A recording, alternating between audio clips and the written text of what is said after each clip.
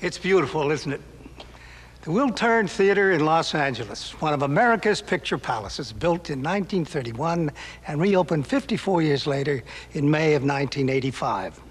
Hi, I'm Gene Kelly, and I want you to come with me back to a time when where we went to the movies was as important as the movies we went to see. It all began here in the early days of the century, in arcades where we looked through tiny windows onto a special world. What we saw transported us to other worlds, pictures that moved, lived, and we traveled outward to the stars, or inward to all those hidden places where we keep our own dreams. What we saw was unbelievable, amazing, strange, and exciting. It made us laugh and cry. It helped us celebrate the good times and forget the bad times. This was the magic of the movies. And every day, more and more people came to see this eighth wonder of the world.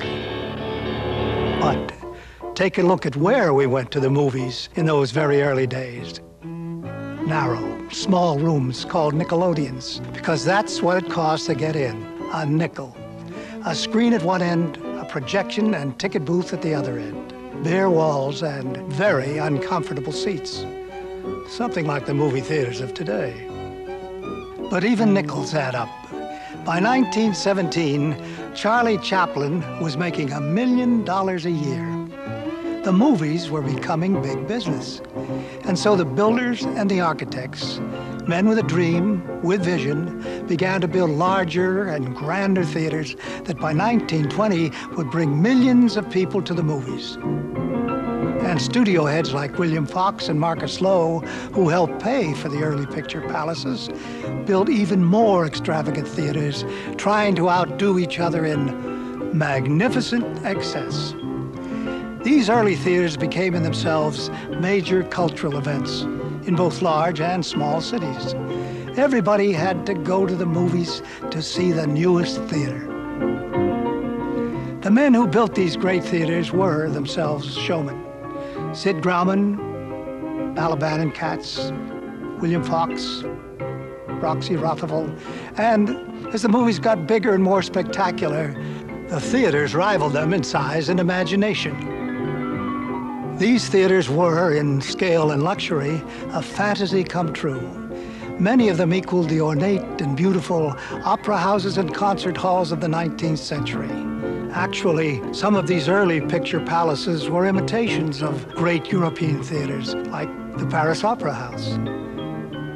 In 1919, New York proudly revealed the 5,000-seat Capitol, and in the decade between 1920 and 1930, more than 250 major movie theaters opened their doors to a public that just couldn't get enough of the movies. By 1930, 90 million Americans were going to the movies every week. Do you know what it used to cost to sit in a large, beautiful place like this for an afternoon or an evening just to watch movies? 65 cents.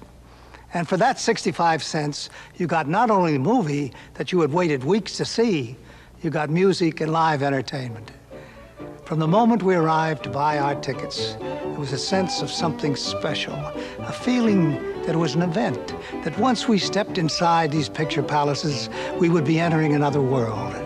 A famous theater owner, Marcus Lowe, said, "We sell tickets to theaters, not movies." The The marquees excited our sense of anticipation, the ticket booths, even the tickets themselves. The ushers, they were all like attendants at the court of some fabulous legendary king. We waited for the show to begin in great, spacious areas surrounded by golden statues, flickering lamps, and gilded decorations. Ornate ceilings looked down on us from incredible heights, like the great cathedrals of Europe we'd only seen in pictures. We were, all at once, in ancient Egypt, in a Chinese palace, a Mayan temple, in a Persian garden, or in an underwater grotto. When it was time for the show to begin, we walked up wide staircases, holding onto the carved or gilded banisters which would have pleased the crowned heads of Europe. And when, finally, we entered the theater itself, we were already changed. We had left behind the everyday world, and we were ready for that special magic that was the movies. And the movies didn't just start. The lights dimmed, and in many of those wonderful theaters, the mighty Wurlitzer organ began to rise out of the darkness. Gaylord Carter began playing the organ in theaters in the 1920s and has been entertaining audiences for over 60 years. The great movie palaces of the old days it was like going into a cathedral. The $1 Million Theater there at 3rd and Broadway was like entering a great temple. But what was going on in there was pretty important too. Now, for instance, when I first went there in 1926, the feature picture was The Temptress with Greta Garbo. There was a 30-piece symphony orchestra in the pit playing the score of the picture and the overture. And then they would play the first 10 minutes of the last show at night, and I would finish the evening out with the rest of it. On the stage was Paul Whiteman with his marvelous jazz band, jazz orchestra, introducing the Rhapsody in Blue. There was a newsreel, a cartoon, and my organ solo was Roses of Picardy. I haven't played it since, and I don't know how I happened to play it then, but you got all of this for 35 cents if you got in before 6 p.m. The theater organ was developed so that when the organ came on and the orchestra went to take their rest, it didn't drop down and seem like you'd suddenly gone into a mortuary. What they did was increase the pressures in the pipes and give it a more vibrant sound. Then they added the traps and the percussions, tambourines and the bells and the xylophones and the drums to make it, to give it this orchestral effect. Now, I have this organ rigged up for that kind of thing, and here is some of the sound using these percussions and what we call the toy counter, which is the drums and tambourines and things. So that would be this.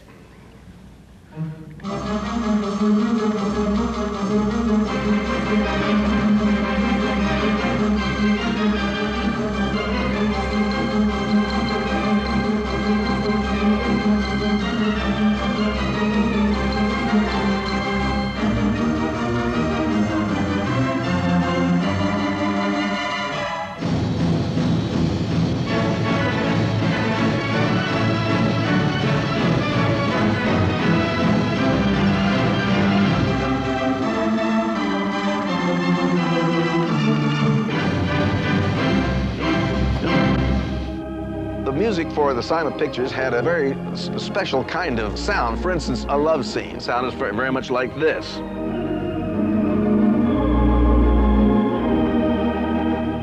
Now, the name of that is Hearts and Flowers, and it was a famous, famous piece. In fact, it sort of identified itself with the early days of the silent movies. Now, the next important ingredient, and something that is in all movies, whether silent or sound, is the big chase. And that goes kind of like this.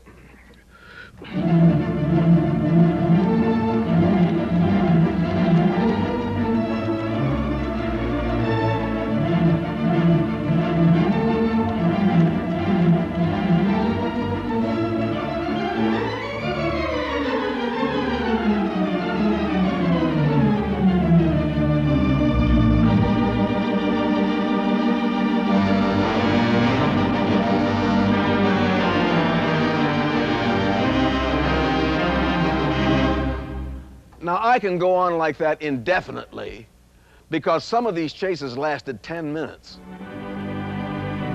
I remember one time, probably in about 1928, we were having a premiere of Tell It to the Marines with Lon Chaney. And the manager said, you're going to have to play for about an hour while the people are coming in. So he says, don't play the Marines hymn and marches and things furiously for that whole time.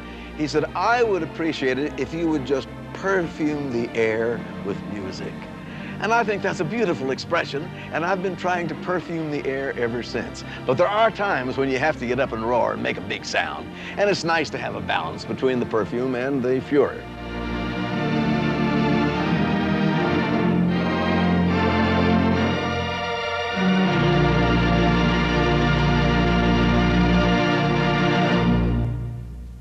In addition to organ music, there were elaborate stage shows that became as famous as any in the world, like the Rockettes at Radio City Music Hall in New York.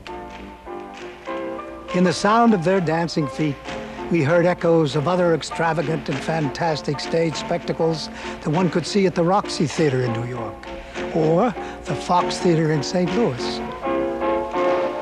But by the 1930s, it was the movie stars who drew Americans to the picture palaces. Often, the movies weren't very good. At times, they were terrible, but no one seemed to care. No one read reviews, and you couldn't wait to see it on television because there was no television. So we all went to the movies, young and old, rich and poor, once, twice, 3 times a week. We sat in these darkened theaters, and we lived in the world of our imagination. You live. You must live. Perhaps it's better if I live in your heart. Did you say she could dance? One of the best. All right. Hold it! Hold it! Hold it! Let's see what you can do. In neighborhood theaters or in downtown picture palaces, whether it was a regular show or a star-studded premiere, the fans turned out to worship their favorites. The stars, the music, and the sense of spectacle needed an appropriate setting. The Hollywood studios provided the money. Architects like Thomas Lamb more than matched the showman's vision with larger and larger scale and greater opulence. Lamb's masterpiece was the San Francisco Fox, now destroyed. Among the survivors are the Lowe State in Syracuse, the Ohio in Columbus, and the Lowe's 175th Street, one of 5 so-called wonder theaters, built for impresario Marcus Lowe in New York at the end of the 1920s. Lamb believed that exotic ornaments and colors create an atmosphere in which the mind is free to frolic and becomes receptive to entertainment. Theaters became even more extravagant during the wild boom of the 1920s. There was authentic Chinese. The auditorium of Seattle's Fifth Avenue was an almost perfect duplicate of the throne room of the Imperial Palace in Peking, but at twice the original scale. Sid Grauman's Chinese in Hollywood could best be described as Chinese Chippendale. Nearby was his Egyptian theater, the first of Grauman's Hollywood exotics. Other exotic motifs included Gothic, Baroque, Siamese Byzantine, Mayan, and American Indian.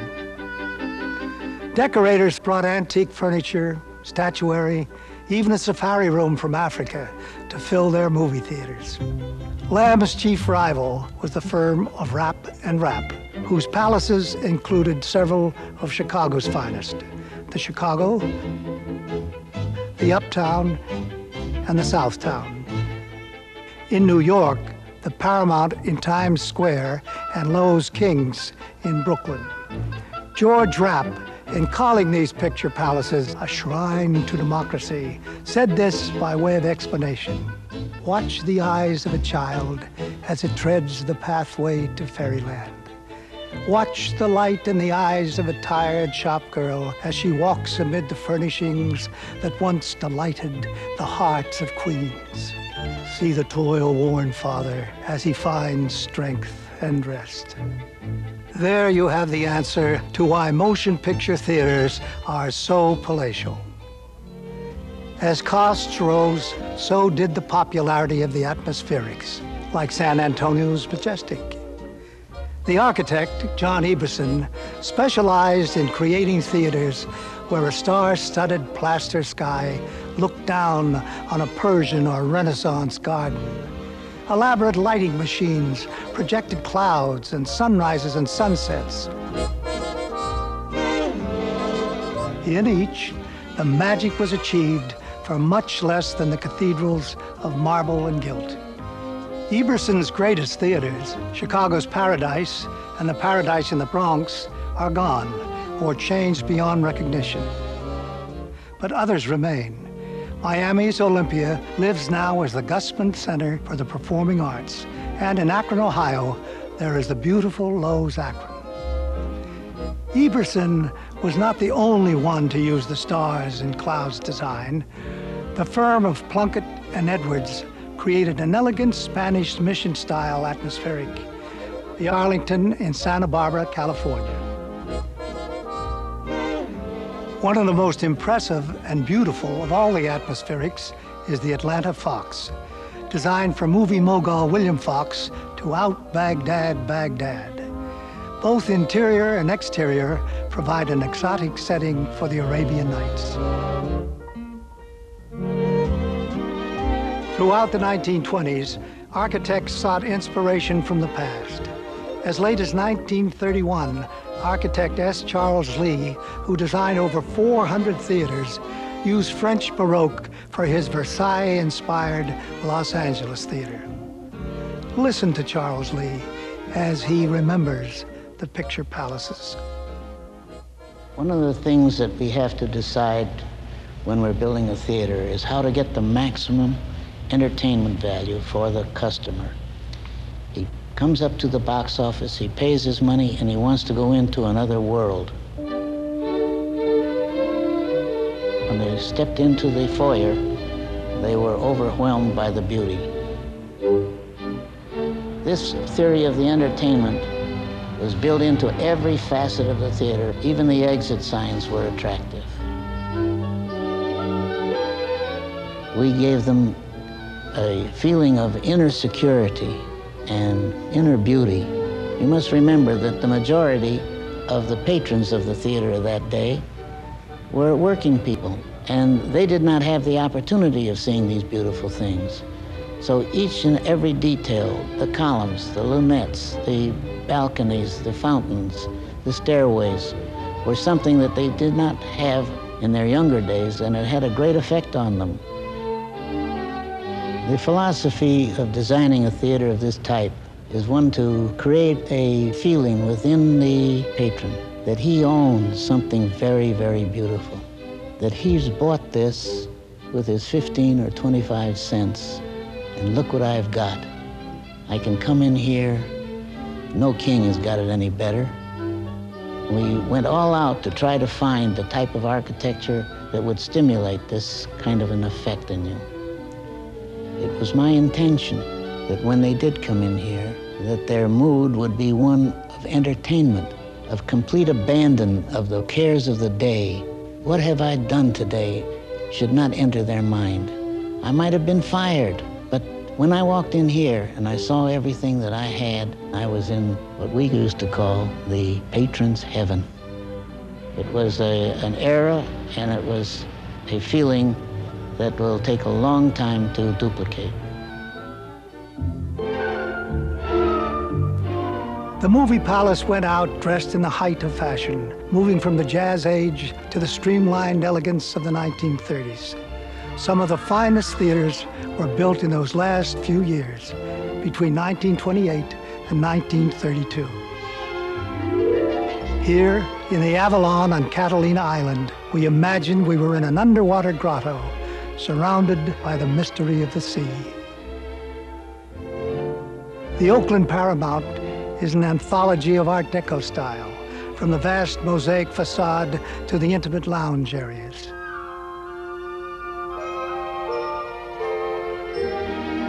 From the rainbow lighting effects behind metal grills to the Inca treasury of the auditorium with its incised gold walls.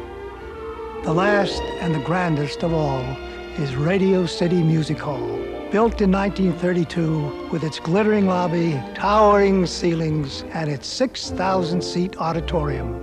Legend has it that Roxy Rothafel himself sketched the great golden arches in memory of a sunset he had seen from an ocean liner. The Great Depression that had begun in 1929 and lingered until the mid-1930s was the requiem of the American Picture Palace. Not only did it end the building of such ornate movie theaters, but it emptied existing theaters and bankrupted the companies that owned them. Only a few years after they had opened, many palaces had to close their doors. The end of the Depression helped a little. Business picked up slowly, but it was World War II that gave movie palaces their last hurrah. Gas rationing, a spirit of camaraderie, the lure of the newsreel in a pre-television age pulled in the crowds, day and night. In the 1950s, the movie boom went bust. The studios were compelled by antitrust legislation to sell off their theaters. The coming of television and the middle-class flight to the suburbs hurt moviegoing in general, but hardest hit were the downtown palaces. Treasures were auctioned off. Theaters were torn down or carved up, or simply reduced to rubble. A few lingered on, but only as shadows of their former splendor. Some survived by showing action movies at bargain prices. Vandalism was rife. Owners could scarcely afford heating bills, much less a platoon of uniformed ushers. Surrounded by the ruins of New York's Roxy, Gloria Swanson says farewell to the Picture Palace she had launched a mere 30 years before. Then, when all seemed lost, new uses were found for the Picture Palaces. They were transformed into theaters, symphony halls, and centers for the performing arts. Recycled as churches and sporting arenas, and all at a fraction of the cost of new construction. Citizens groups and individuals rallied to save theaters like the Atlanta Fox, the Oakland Paramount, and the Columbus, Ohio, on the very eve of its destruction. Mary Bishop, who helped save the Ohio, remembers the struggle and the victory. There were other people who became involved in it. We began to look more closely at it. All we knew in the beginning was that the building was sound structurally, that it had good acoustics, it had a marvelous location right across the street from the Capitol Estate, and Columbus needed a performing arts center. That's really why we began the movement to save this theater. As beautiful as these theaters are, they do not serve the performing arts well without a great deal of alteration. Malcolm Holtzman was the architect who designed the restoration of the Ohio Theater. The Ohio has been in the process of being restored for 10 years. The building is being faithfully restored. Sometimes restoration is interpretive because you don't know how it was originally in appearance. That building was in relatively good shape. It was only dirty, in fact. Very minor modifications had been made. The Loews Company had good documents and photographs of the building, as did the people in Columbus. So it's just a sort of a detective process of finding out what was there and then putting it back. The Ohio Theater is a very interesting building for a number of reasons, in addition to the spectacular quality of the room inside. It sits downtown across the street from the state capitol. It has been named the State Theater of Ohio. And in fact, it has become the keystone of the redevelopment of that portion of downtown. Since the theater was saved, the arts have grown and flourished in Columbus as they had not before. We had over 400,000 people last year attending ballet, symphony, opera, all kinds of things. Well, I sometimes sit in the seats and look around and think I made a difference. Old films may fade from memory, but the great picture palaces that were their homes have been reborn. Across America, old palaces are bringing new vitality to the heart of our cities. They are priceless resources, both as architecture and as places of entertainment. The American picture palaces, they were both a reality and a fantasy. They were a part of our past and now are becoming once again a part of our present and our future. Today, almost 70 years after the birth of the American Picture Palace, we can again enjoy an acre of seats in a garden of dreams.